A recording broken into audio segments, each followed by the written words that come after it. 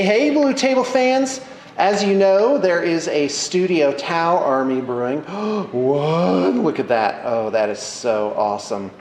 Nothing like a well-painted army on some good terrain.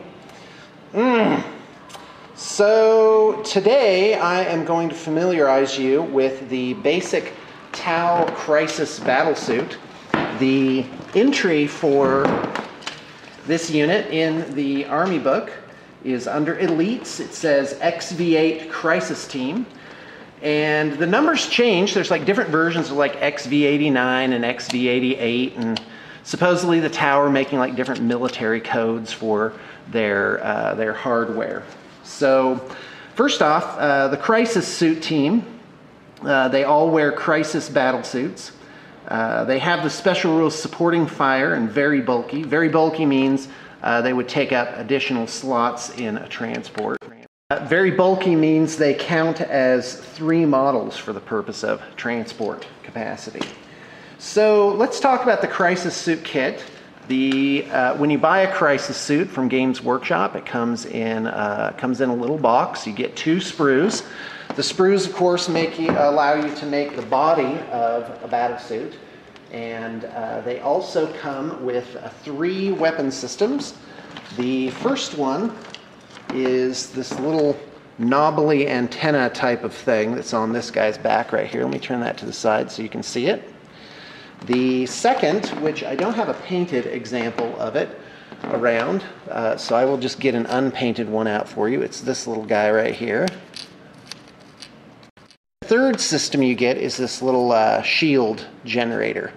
Now you can find online, you can find what they variously represent, but for our purposes you just get 3 systems per suit. That's what comes in the kit. So one way to magnetize your Crisis suits is to put, and the way that we typically do it at BTP is we do host points 1 in each forearm.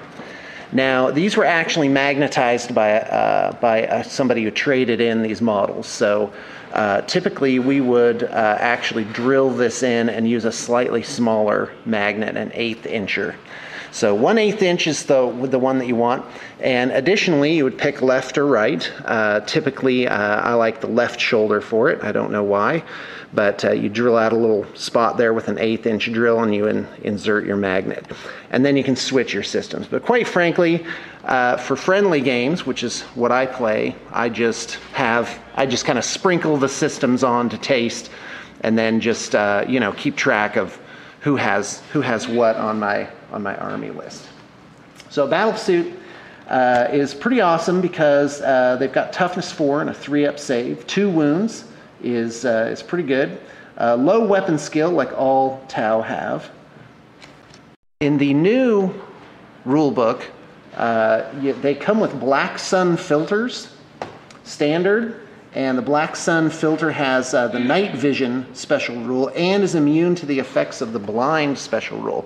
Now, blind is becoming a little bit more common these days. Night vision ignores the effects of night fighting, and you only need 1 model in the unit to have that special rule. So if a battlesuit has drones, then the drones will also have that, if indeed they don't already have it noted. Drones do not have the Black Sun filter special rule, but if they're with battlesuits, they will get the benefit of it because that's what it says. Another thing to note is that when you purchase your battlesuit kit, each one's going to have 5 weapons, and on the Blue Table Painting project setup sheet, which by the way you can get on request, there's an email in the liner notes, and you can fill in the blanks on this spreadsheet, and it'll tell you it'll itemize the cost of having a custom Tau army done by Blue Table Painting. So if you choose to have magnetization, our options are to magnetize with a host point the 3 different systems options, and then you can also get the 5 weapons options done. Now, in the most recent edition, it used to be that if you put 2 of the same weapon on a battlesuit, let's go ahead and just click these on here.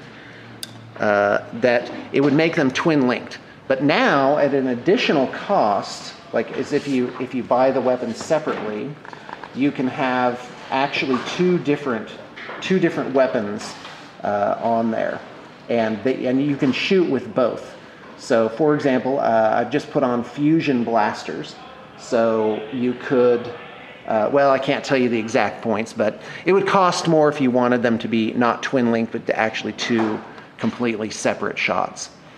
So that is definitely an advantage. And in fact, I do believe that you can put 3 weapons on, but that won't help you because you can only shoot 2 in any case. So let's talk about the basic battlesuit. So these guys come equipped with a crisis battlesuit, and they're considered to be Jetpack Infantry. So let's talk about Jetpack Infantry. Oh, nope, sorry, got distracted. Gonna show you the weapons. Here they come. So you have a fusion blaster, a flamer, a plasma, a missile pod. By the way, these are kind of hard to find in bits collections because they were supremely popular in the last edition, and in fact, since each box only comes with 1, getting 2 on every single one of your guys was very difficult some years ago. And here in our bits collection, we've actually found that it's kind of difficult to find them still. They're definitely rarer than the other items. And then the last thing is the lowly burst cannon, which definitely got a boost in this edition because now it has 4 shots rather than just 3 shots. So this is what you come in the kit. So typically we would magnetize the 5 weapons, and of course if you want your entire unit to have twin linked things, that becomes problematic. But not so much if let's say you have 6 battle suits with all of these things magnetized, and 3 of them are going to be in one team and equipped a certain way, and 3 of them are going to be in another team equipped a certain way. Then you actually get kind of a full spread of the different weapon options that you need, even if you are getting doubles on a lot of your battle suits. And really, the strength of the battle suits is that you can adapt yourself to different situations. So there's certainly nothing wrong with doing that. However, if you wanted to double magnetize your battle suits, that's something that you could set up at Blue Table Painting. Certainly an advantage of going through us is that we have this absolutely enormous stash of extra parts. And in fact, we're probably one of the few places on Earth where you could actually get that done at all without having to buy, 2 battle suits just to have one with 10 magnetized options. So just something to keep in mind. So anyway, let's talk about Jetpack Infantry. So they can move as normal models of their type, or when meaning infantry, so basically just move 6 inches along the ground, or you can use their jetpacks. So so if they're using their jetpacks, they can move over all other models and terrain freely. However, if they begin or end their move in difficult terrain, they have to take a dangerous terrain test. And of course, they can't end their move on top of other models or impassable terrain, unless, of course, you can get on top of it. So that's kind of a cool thing about battle suits, is you could actually jump up on top of a building or a wall or something like that. But they do count that as dangerous terrain. And then now here comes the kicker, is that you can do what's called a thrust move, again, if you're using your jetpacks that turn. And so that means if you're not locked in combat or charging, you can move up to 2d6 inches in the assault phase, even if you've shot or run earlier in that turn, or even arrived by deep strike. So in a way, a cool thing about jetpacks, is that if you arrived via deep strike, and let's say you put your other 2 models around it, because they do come in units of 1 to 3, that you could actually roll your 2d6 and and either get some extra movement, move behind cover, or actually correct deviation on a deep strike.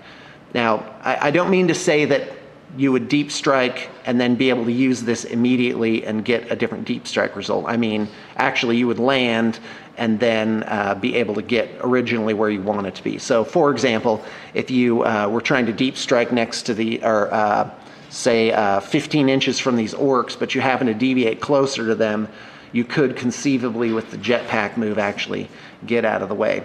And of course there's the famous move, shoot, move maneuver, which looks a little something like this. Wasn't going to discuss tactics, but we may as well find out what this is. So for example, you would have this wall here, and then the jetpacks could actually jump out 6 inches, and then they would, so they're not jump infantry, by the way, so it's not 12. And then of course they could shoot, and then during the assault phase they could move 7 inches, which by the way is the average here, and actually get back into cover, or even behind a solid wall. They could get out of charge range, so there's definitely a huge amount of flexibility there with the battlesuits. The downside of them, of course, is they can get insta-killed by strength 8, which is becoming less common. So, jetpack models can, which by the way is a unit type, they can deep strike, and they are relentless. And that, by the way, is the reason why they can, hold on a second, I'm actually going to look this up so I make sure that I got it. They can shoot with heavy salvo or ordnance weapons, counting as stationary even if they move during the movement phase. They're also allowed to charge in the same turn they fire heavy ordnance, rapid fire, or salvo weapons. Well, that is pretty awesome. So now what I don't know here, and maybe somebody can enlighten me, is that battlesuits are allowed to have items, 3 spots basically for the systems and or weapons things. So theoretically, a battlesuit could actually just be bare, just like this, and just have systems on it. And by the way, that is a thing. Because there are some systems, as we'll discuss shortly, that affect the entire unit. So there is such a thing of having a battlesuit in a unit, and it having no weapons, just the systems that will be advantageous to the other battlesuits. But again, that's kind of an advanced class. So let's move on. So basically you can upgrade one of the guys to a chasseur, which is like a sergeant, and his only stat line increases, he gets 1 extra attack. And by the way, at strength 5, these guys are decent in close combat, and their points cost is relatively low. And but they don't come with any weapons. When you buy them, this is actually what you get. But I have heard of a thing of just counting them as jump infantry that have, 2 attacks each, and just getting them into combat, which quite frankly seems a little silly to me. And in fact, in the previous edition, we never saw burst cannons coming through, and now they're actually pretty inexpensive. The Flamer is the least expensive one, and actually, I wish I could give you the points cost here. And actually, the lowly Flamer, this is not a bad configuration for these guys. It makes them pretty effective. The reason you want a chasseur, which again is like this sergeant, is that he can take signature systems, and that's something we're going to talk about on another video. And by the way, this is the great thing about Tau, and the reason you're going to want a Tau army is that they are incredibly flexible. With the magnetization that we offer, you can get basically a different army every time that you play.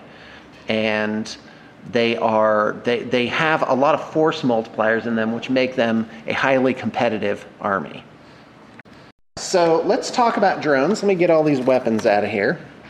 So so let's say this is my loadout here, and By the way, these did come off of the web store. These are already magnetized by somebody I don't know who. Oh, so this guy has a missile pod and a plasma. That was a very popular combination in the last edition because in the last edition, you could, if you had two different weapons, you could fire both of them. But if you had say a missile pod and then you chose another missile pod, then that would count as twin link. But in this edition, you can actually fire both of those as long as you pay the points for it. So let's go ahead and get that back on there. We'll get rid of this commander. We'll zip in another Battlesuit. Now, typically, the leader guy is denoted by a different colored helmet. We've actually, for our color scheme, we just made them all have these light helmets, which I think they need because it's a very dark color scheme. So let's talk about drones. So each guy can have drones. They no longer need a drone controller, apparently. So when you're doing a Tau army, make sure that you have tons and tons and tons of drones available just for use generally in the army. So the different types are a marker light drone. Now this is just a conversion that we've done where we put this little antenna on there and this little weapon system thing there. So somewhere in here I have an official one. You have a missile drone. This one's a shielded missile drone because it has that shield on the bottom. Probably have like a regular missile drone around here somewhere. In fact, let's put the drones in front. Now, in the new Tau book, all the drones cost the same amount. And there was an FAQ saying that only broadsides could have missile drones. Oh, by the way, here's the shielded missile drones from the Riptide kit, which are extremely cool looking. I mean, they've got these little fins on the sides, so I'll just set that aside there. And by the way, a big question when you're doing a Tau army is, do you want to base your guys? So this is an example where it's got a 30mm flying base, it's got some rocks on it, which is nice for support. And then the regular flying stand. Now this is one of the few cases where we don't necessarily use metal rod. Usually we don't ever use these because they tend to snap off, but the drones are so incredibly light that really they stay on there quite nicely. So me personally, for the bulk of my drones, I really just like putting the clear stand because for storage reasons and switchability reasons, you just want them pegged on there. And it just, I don't know. It's a matter of personal preference, I guess. So then you've got the old gun drone, which has twin-linked pulse carbines there. Now, you'll also notice that they have two little slots on top for these antennas. Some people, for the shield drones, they like to put two antenna. Some people like no antenna, which I am actually leaning towards that now. But also note that you may want to be consistent through the army and put them all on the left or all on the right. And so here's a shield drone.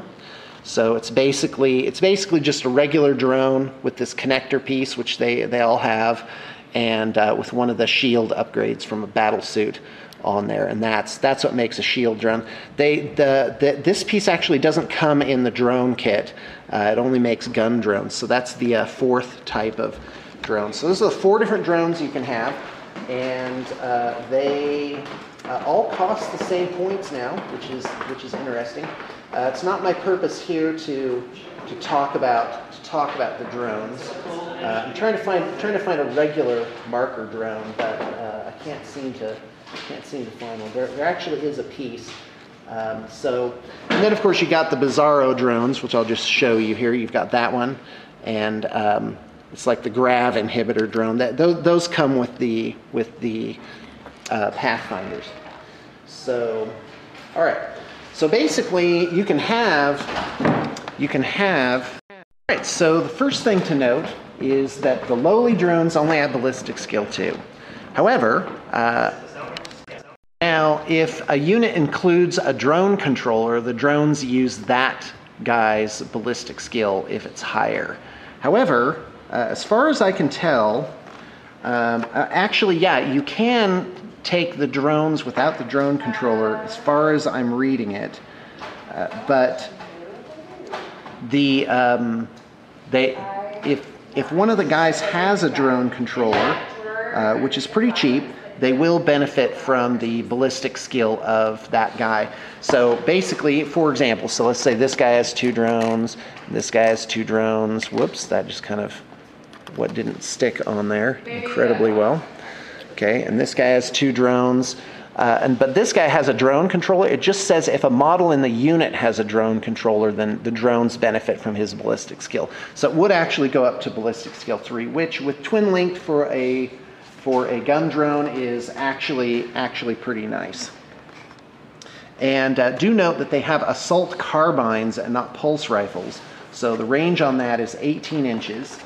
And by the way, this is going really slow because I'm actually looking up everything to make sure that I have it right. They are pinning. So pinning is a nice feature if you add the gun drone. So what's interesting is you just have these 3 lowly guys. They're not lowly. You have your 3 crisis suits. But once you start adding in those drones, boy, you've got a unit of 9 models flying around there. So that's really, really, really nice. Now, which drones to take? So the gun drones add extra firepower. The marker drones are absolutely amazing. But the problem is, let's say you took all marker light drones here. So you'd have 6 of these marker light drones. The problem is you could shoot at a unit, but these guys wouldn't benefit from the marker light hits from the drones. So it's not bad because another unit could subsequently, jump on board and use those marker light tokens. But it is a little bit, in my opinion, a little bit of loss of flexibility for that unit, that now they have to consider what unit is going to go after them. So you really want your battlesuits to be the unit that is supported by those marker light hits. So missile drone, again, due to the FAQ, it can't be taken by the regular guys. And that actually makes sense because the missile pod is...